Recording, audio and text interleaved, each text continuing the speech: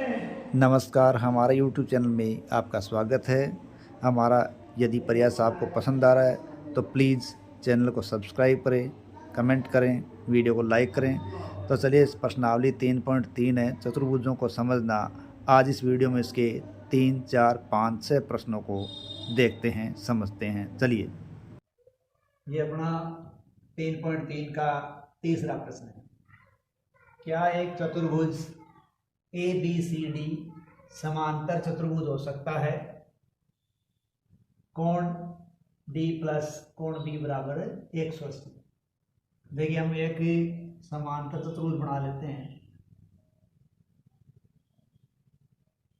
ये हमने समांतर चतुर्भुज बनाया, जिसको ये हमने नाम दे दिया ए बी सी डी। ठीक है। अब ये कह रहा है कोण डी और कोण बी। ठीक है। एक तो कोण ये आ गया बी, ये कोण आ गया बी, और इन दोनों का मान क्या बता रहा है? 180 डिग्री। ठीक है। तो देखिए, समांतर चतुर्भुज की स्थिति में ये नहीं हो सकता। यदि कोण डी प्लस कोण बी बराबर 180 डिग्री के हों तो ये जरूरी नहीं है कि वो एक समांतर चतुर्भुज हो।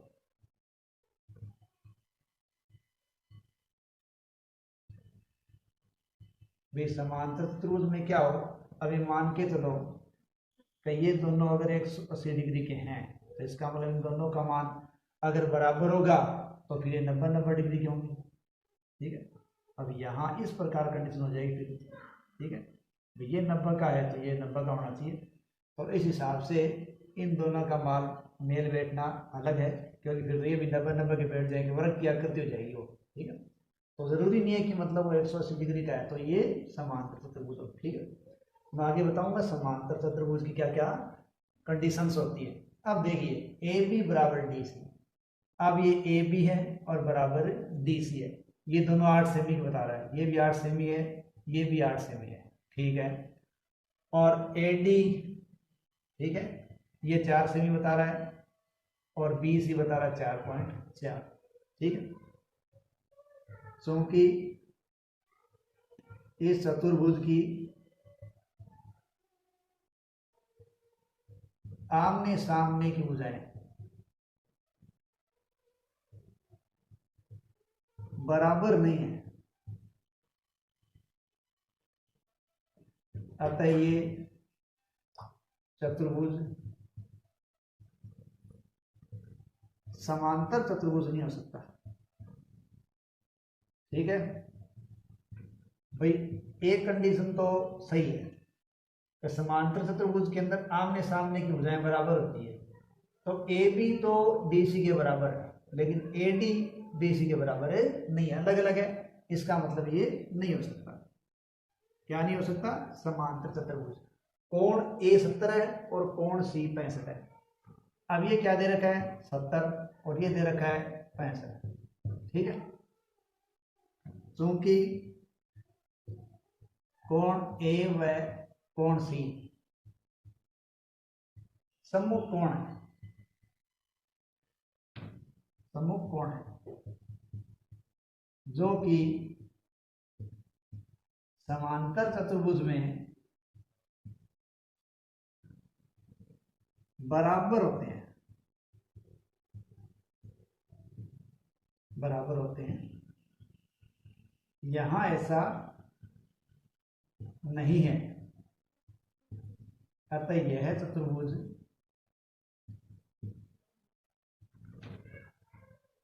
समांतर चतुर्भुज नहीं हो सकता। ठीक है। तो ये अपना जो प्रश्न है, ये इन चीजों का उत्तर है।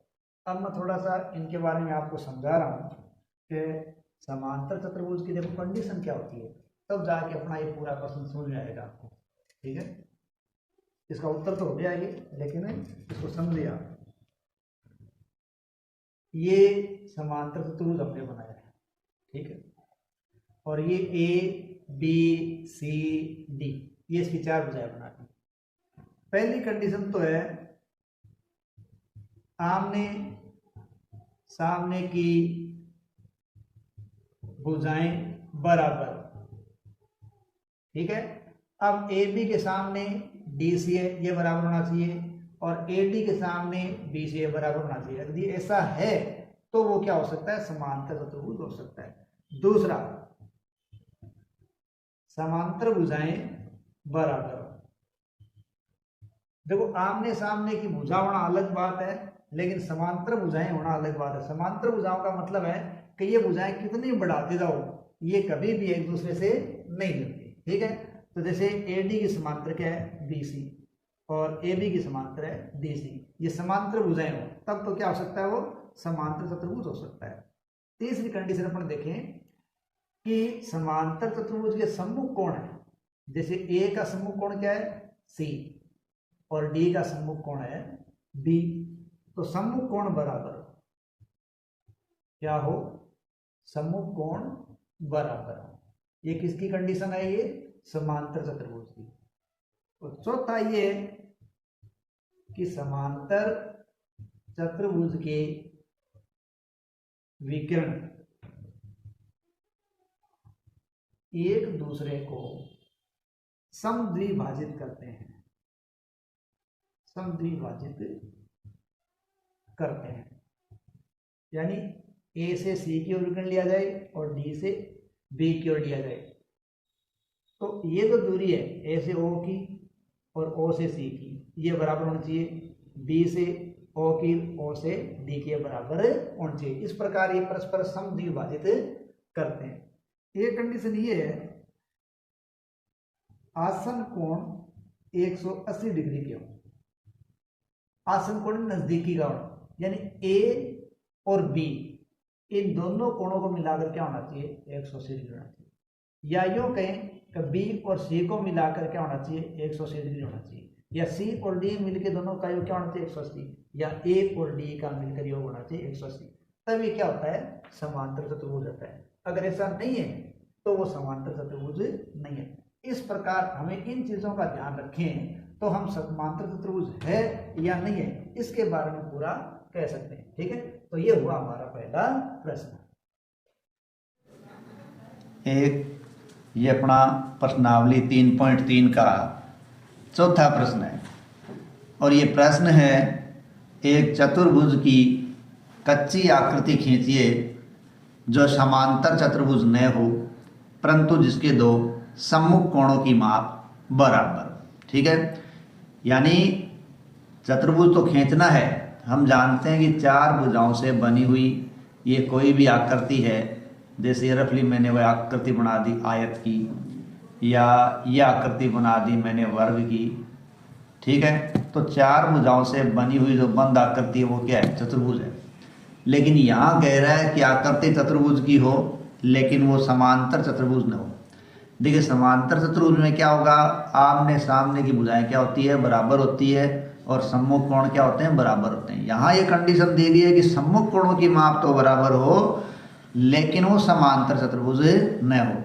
तो देखिए हम कोई भी इस प्रकार की आकृति है वो बना सकते हैं चतुर्भुज की जिसमें ऐसा नहीं होगा। देखिए ये हम एक आकृति बनाते हैं, ठीक है। इस प्रकार कोई भी आकृति बनाएं जिसमें हम क्या करें कि सम्मुख कोणों के माप को क्या कर दें, बराबर कर दें। ये और ये सम्मुख कोण है, जैसे मान लीजिए ए बी सी डी, ठीक है। तो ए किसके बराबर हो गया, सी के बराबर सम्मुख कोण, और बी किसके बराबर हो गया, डी के बराबर, ठीक है। एक इस प्रकार की आकृति एक होती है पतंग, ठीक है। ये देखिए, ये देखो आप, ठीक है। अब इसमें ये जो आमने सामने की भुजाएं हैं वो बराबर नहीं होंगी, ठीक है। अब इसमें ये आमने सामने की भुजाएं बराबर नहीं है लेकिन इनके जो सम्मुख कोण है वो बराबर है, ठीक है। तो हमें कच्ची आकृति बनाने के लिए कहा गया है। तो ये एक पतंग की आकृति है जो कच्ची आकृति है और जिसके क्या है, जिनके सम्मुख कोणों की माप तो बराबर है लेकिन ये समांतर चतुर्भुज नहीं है, क्योंकि समांतर चतुर्भुज होने के लिए क्या है, आमने सामने की भुजाओं का समान होना जरूरी है, जबकि इसमें आमने सामने की भुजाएं समान नहीं है, इसलिए ये क्या हो गया, एक चतुर्भुज हो गया है। अपना अगला 5वां प्रश्न है, किसी समांतर चतुर्भुज के दो आसन कोणों का अनुपात 3:2 है, तो समांतर चतुर्भुज के सभी कोणों की माप ज्ञात कीजिए। देखो अपन क्या करते हैं, एक समांतर चतुर्भुज बनाते हैं। ये देखिए, ये हमने क्या बना लिया, एक समांतर चतुर्भुज कच्चा चित्र बना लिया, ठीक है। और इसको हम नाम दिया है ABCD, ठीक है। अब ये कह रहा है कि दो आसन कोण, देखिए दो आसन कोण चाहे AB मान लो, क्योंकि आसन कोण नजदीकी कोण होते हैं, चाहे B और C मान लो, चाहे C और D मान लो, चाहे A और D मान लो, कोई भी मान लो, ठीक है। और अपने को दिया गया है अनुपात, ठीक है। तो देखिए इसका हल किस प्रकार होगा, माना समांतर चतुर्भुज, ठीक है, इसका नाम रखा क्या रखा है,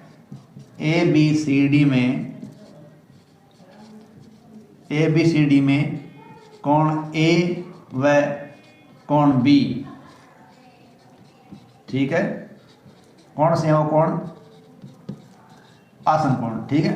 कोण A व कोण B आसन कोण का मान 3 अक्ष व 2 अक्ष सॉरी। अब देखिए अपने को 3:2 अनुपात दे रखा है, तो हमें अनुपात दे रखा है तो उस राशि के साथ हमें अक्ष मानना पड़ता है। हमने उसको 3 अक्ष और क्या मान लिया, 2 अक्ष मान लिया, ठीक है। तो देखिए चूंकि आसन कोणों का योग 180 डिग्री होता है, ठीक है। अतः देखिए अब 3 अक्ष प्लस 2 अक्ष, क्योंकि दोनों मिलके क्या बन रहे हैं, आसन कोण, और उनका योग होता है 180 डिग्री। तो दोनों का जोड़ जब 180 डिग्री है तो दोनों जोड़ के क्या हो गए, 5 अक्ष बराबर 180 डिग्री, इसलिए अक्ष बराबर 180/5 और इसलिए अक्ष बराबर, ठीक है। अब अक्ष का मान क्या रहा है, देखिए यहाँ हम क्या करेंगे, 5 का भाग देंगे, दोनों का योग जो 5 आया है, क्योंकि अक्ष के गुणा में 5 है तो भाग में चला जाएगा, 5 एकम 5, 5 दूनी 10, 5 दिए 15, 3 बार गया, और ये अपने पास 18 तो 3 बच गया, 3 0 लग गया, तो ये गया 6 बार, ठीक है। तो ये आ गया अपना अक्ष बराबर कितना, 36 डिग्री आ गया, ठीक है। अब देखिए हमने अक्ष का मान क्या निकाला है, 36, और हमने कोण क्या माना, 3 अक्ष। अतः कोण A बराबर 3 अक्ष बराबर 3 गुणा 36 बराबर, ठीक है। क्योंकि एक 3 अक्ष है इसलिए अक्ष का मान 36 आ गया, उसको हम किससे गुणा करेंगे, उसको गुणा करेंगे पर 3 से। तो देखिए 6 3 18, 18 का 8 लगी 1, 3 3 9 1 10। इस प्रकार कोण A बराबर कितना आ गया, 108, ठीक है। अब देखिए कोण B बराबर, ये कितना है, 2 अक्ष, तो 2 गुणा 36, ये क्या आ गया, 72 डिग्री, ठीक है। अब जब कोण A का मान आ गया अपने पास 108 डिग्री जो यहाँ है, ठीक है, ये आ गया 108 डिग्री, और कोण B का मान आ गया 72 डिग्री। अब देखिए इसलिए कोण C बराबर, अब देखिए ये भी क्या होगा, 108 डिग्री, ठीक है। यहां लिखेंगे क्योंकि कोण C कोण A का सम्मुख कोण है, ठीक है। यानी कोण C बराबर 108 डिग्री क्यों आया, क्योंकि कोण C है वो कोण A का सम्मुख कोण है, और सम्मुख कोण क्या होते हैं, बराबर होते हैं। अब देखिए ये भी क्या आ जाएगा 72। इसलिए कोण डी बराबर 72 डिग्री। वही ये बात लिखी जाएगी, क्योंकि कोण डी कोण बी का सम्मुख कोण है। ठीक है, इस प्रकार देखिए कोण ए का मान आ गया 108 डिग्री, कोण बी का मान आ गया 72 डिग्री, कोण सी का मान आ गया 108 डिग्री और कोण डी का मान आ गया 72 डिग्री। इस प्रकार इस समांतर चतुर्भुज के आसन कोणों का अनुपात है वो 3:2 तक मान इस प्रकार ये आ जाएंगे इसके। ठीक है, छठा प्रश्न है, समांतर चतुर्भुज के दो आसन कोणों की माप बराबर है। समांतर चतुर्भुज के सभी कोणों की माप ज्ञात कीजिए। ये एक समांतर चतुर्भुज है। ठीक है, ठीक है, इसकी आमने सामने की भुजाएं क्या हो समांतर, तो ये हमारा हो गया एक समांतर चतुर्भुज। पर अपने को कहा जा रहा है कि समांतर चतुर्भुज के दो आसन कोणों की माप बराबर है। जैसे ए का आसन कोण है बी, ठीक है, यानी नजदीकी कोण, या ए की रेखा पर बने कोण, बी का आसन कोण हो जाएगा सी और सी का आसन कोण हो जाएगा डी, डी का आसन कोण हो जाएगा ए।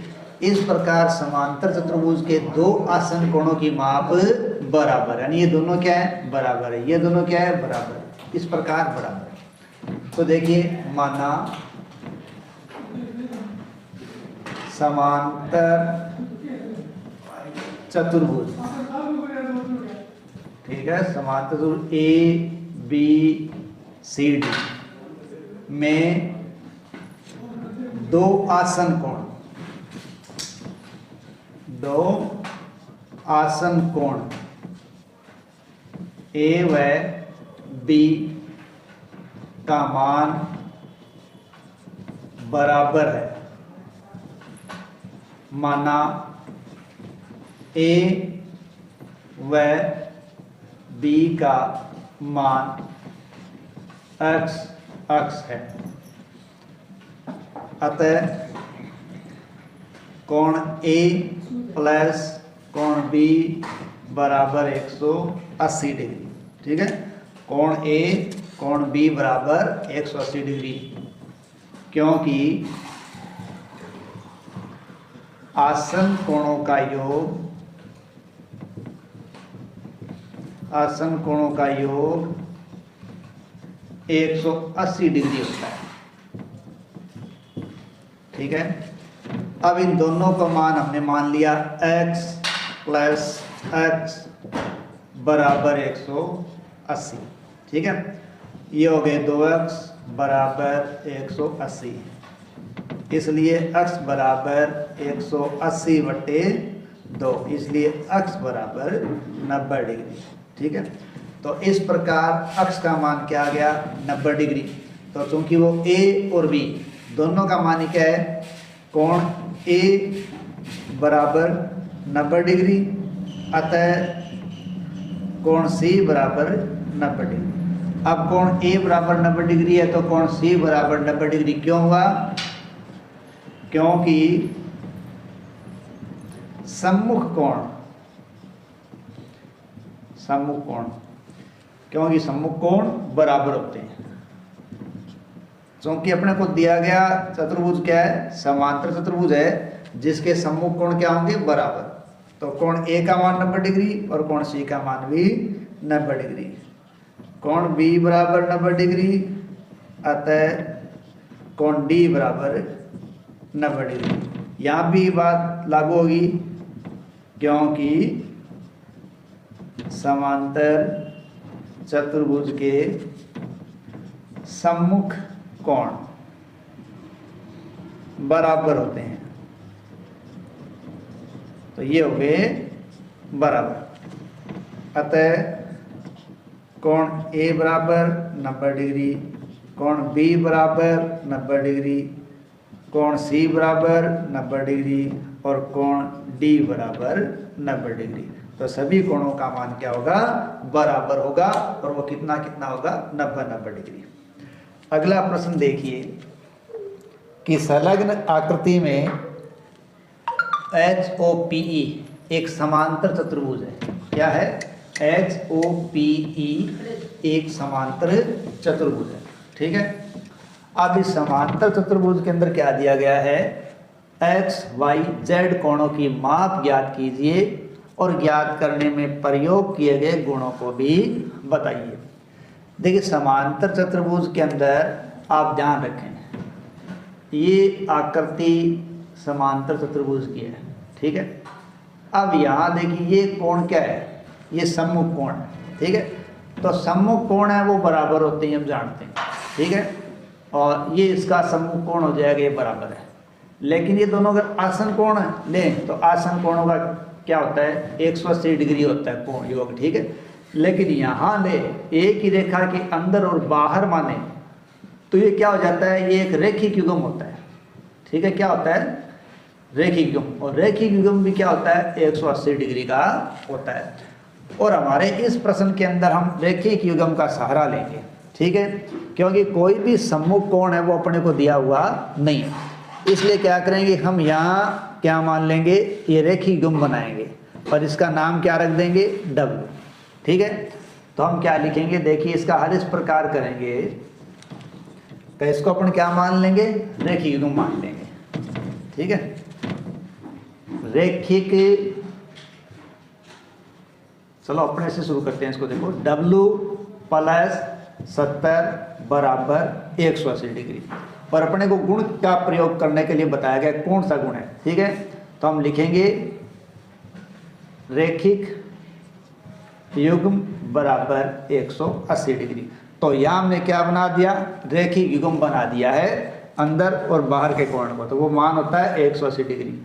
इसलिए W बराबर 180 डिग्री माइनस 70, ये माइनस में चला गया, समीकरण बन गई है W बराबर 110 डिग्री। तो यहाँ हमने रेखिक युग्म बना के इस W का मान क्या निकाल लिया? 110 डिग्री निकाला है। कितना निकाला? 110 डिग्री। अब देखिए चूँकि W बराबर 110 डिग्री, इसलिए यहाँ देखिए अक्ष बराबर 110 डिग्री। अब W बराबर 110 डिग्री आया तो अक्ष बराबर 110 डिग्री क्यों आया? ठीक है।